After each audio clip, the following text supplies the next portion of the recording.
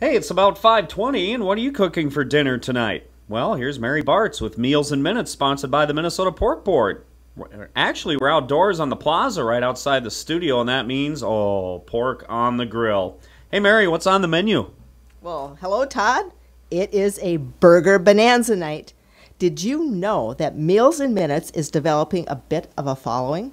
Let's call these loyal listeners our grilling groupies. And based on their popular demand, today's show is all about burgers. That is ground pork burgers. Now, the people I've been talking to want to know how to avoid hockey puck burgers. Plus, they also want creative ideas that go beyond the good old basic burger. So let's get started on banishing burger boredom. Our base pork burger recipe is from a terrific new brochure, Ground Pork, Simply Delicious Burgers, and so much more. We have a stack in the lobby here at KNUJ, so stop by while supplies last. And as always, today's show and recipes will be posted at mnpork.com. So to 1 pound ground pork, stir in a teaspoon ground pepper and a 1/4 teaspoon salt. That can be either black ground pepper or white ground pepper, or even a coarsely ground pepper from a pepper mill. And although I favor kosher salt for cooking, regular table salt is certainly fine. Now, this 1 pound of ground pork makes 4 patties, each with a cooked weight of 3 ounces, which is the proper amount for 1 serving of meat. So once you have all of the seasonings gently stirred into the pork, score the ground pork with a knife to divide the pound into fourths, and with your hands, shape each section into a round patty about 3/4 inch in thickness. I like to press down the center of the patty to make a well, thinking that it helps minimize the patties bulging on the grill. But just remember not to overwork the ground pork. Use a light touch. Overhandling can result in a tough end product. Now, we're using a gas grill today. It's already preheated, and our setting for direct heat grilling is a medium heat setting, 400 degrees. Now, if you use charcoal, like I do at home, be patient and wait until the coals are ash-covered and glowing. The test for medium heat is to hold the palm of your hand at cooking height and count the number of seconds you can stay in the position. 4 seconds is medium heat. While the cooking grate was cool, I sprayed it with a nonstick cooking spray, or you could certainly brush it with vegetable oil as well. We've now put the prepared grate in place over the grill, and now we're ready to put the patties directly on the grate and close the cover. The total cooking time for the patties will be about 10 minutes. So with the medium heat level, allow the burger about 4 to 5 minutes to sear and set the grill marks on the first side. Then turn using a spatula and close the cover. Let the burger cook for about another 4 minutes.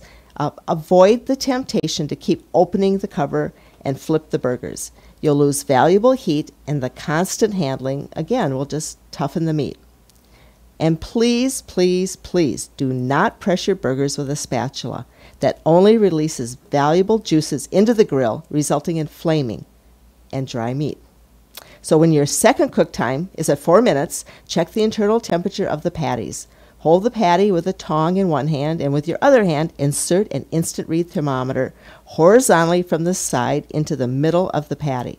Allow 10 to 15 seconds for the temperature to calibrate, whether you're using a dial thermometer or a digital thermometer. The sensors are in a different location, about 2 inches up the stem in a dial thermometer, and at the tip in a digital thermometer. So your placement is important. You really need to get that thermometer into the middle of the patty. Now, the final temperature for ground pork is 160 degrees Fahrenheit. That's the USDA safe temperature for all ground meat. So whether you're grilling pork burgers or baking ground pork meatloaf, aim for 160 degree doneness. And remember that with ground meat, color is not a reliable indicator of doneness.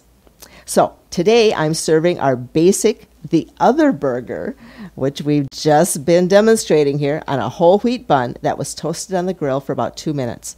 We're topping with leaf lettuce, tomatoes, mayo, ketchup, and mustard, plus pickles. You've got to have pickles.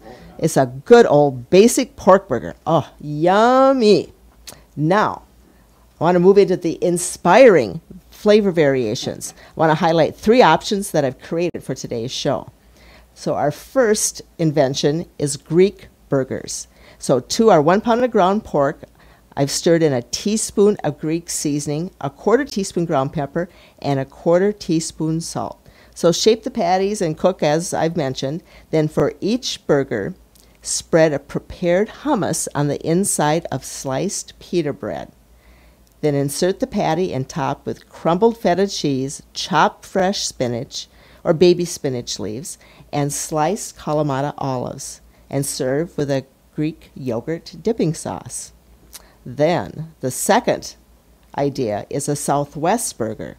Again, to the 1 pound of ground pork, I stirred in 2 teaspoons of taco seasoning mix.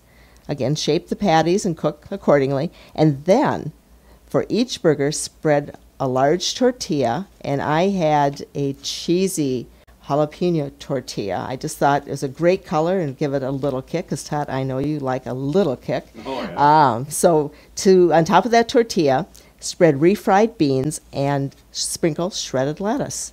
And then top of the grilled patty, guacamole, sour cream, sliced green onions, and shredded cheddar cheese. Just fold the edges of the tortilla over the patty and secure with a toothpick. And salsa is my dipping sauce of choice for this creation. Now our last idea is a bacon cheese baby burger. Now some people call these little ones sliders, but they're just delicious. So to that 1 pound of ground pork, add a teaspoon of seasoned salt, or you could use a pork rub seasoning. I've used that, and it's, again, very delicious.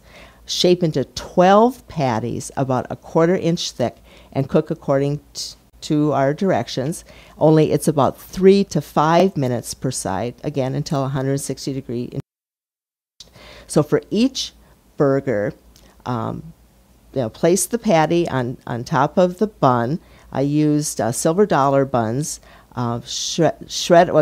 just slices of cheddar cheese or blue cheese crumbles, cooked bacon strips, and caramelized onions. And serve this one with barbecue sauce. So, Todd, the hardest part is that you have to decide which one to sample. Tough decision, isn't it? What's looking good to you here? Well, you know what, Mary? I've been kind of munching on that, what do you call it, the Other Burger? Oh, that's fantastic, with the tomato and the lettuce and the mayo and, pickles. You mentioned the pickles. That's very good. But this Greek burger's got my attention. It's kind of different, isn't it? It is. It is. And let me see here. That is good. That is good. Let me see here, the Greek burger. Well, you can really taste it in there, that Greek sauce that you put in there, and the feta cheese and the spinach and the olives. I love the olives in there. That is good. Nice layering of everything Greek, and pork is such a wonderful complement to all of those flavors. So I think, folks, you really can't see his reaction. You can hear his reaction, but Todd's been eating pork on a monthly basis for nearly a year now, and I'd say this is one of his most stupendous reactions. So I say that gets the vote of approval here from Todd Olson. So very, very good. Now, Mary, I just want to make sure we get something straight here. Now, you said for 160 degrees for all ground pork recipes, including burgers. But I remember last month you were talking about 145 for like pork chops and pork kebabs. Is that right? You've got it, Todd. Boy, you're learning something. I'm impressed. That doesn't happen often, Mary. No, he's listening. That's good. This spring, USDA announced that the internal doneness temperature for cooked whole muscle cuts was being lowered from 160 down to 145 with the addition of a 3-minute rest time. Now, this affects direct heat cooking methods such as grilling, broiling, pan frying, and roasting. And as we emphasized today, with any ground pork preparation, the internal doneness remains at 160. So everything that you make with that fabulous ground pork, being it meatloaf, meatballs, burgers, whatever, and if you're pan frying, broiling, or obviously on the grill, it still needs to be cooked to 160. And no matter what cooking method, whether it is whole muscle cuts shooting for 145 or the burgers you're shooting for 160, an instant read thermometer is really the best way and truly the only accurate way to determine doneness. So there you go. I'm just going to keep eating if that's all right, Mary. That's fine. Yeah. I'll just wrap up the show then. Okay. So now that we've covered the basics for juicy burgers, make sure the grill cooking temperature is at a medium heat level, and cooking the ground pork patties to 160 degrees internal temperature. Those are the keys for those juicy burgers. I guarantee no more complaints about hockey pucks. And the inspiring pork burger variations are bound to earn rave reviews. I mean, I think that Greek one has the 10 stars rating from Todd Olson today. You will, you'll definitely banish boredom. Now, I just hope all of those grilling groupies are listening. You know, I don't want them to complain about hockey pucks anymore. So, but you know, the lean, nutritious, and affordable ground pork is a smart option for burgers and so much more. Visit porkbeinspired.com for more inspiring pork preparation ideas. And remember that today's show and recipe will be posted to mnpork.com. Just click on the Meals in Minutes tab. Stop by the KNUJ lobby to pick up a copy of the new brochure, Ground Pork, Simply Delicious Burgers, and so much more. Whatever you choose, you'll find fast, flavorful, and nutritious pork recipes that your family will love.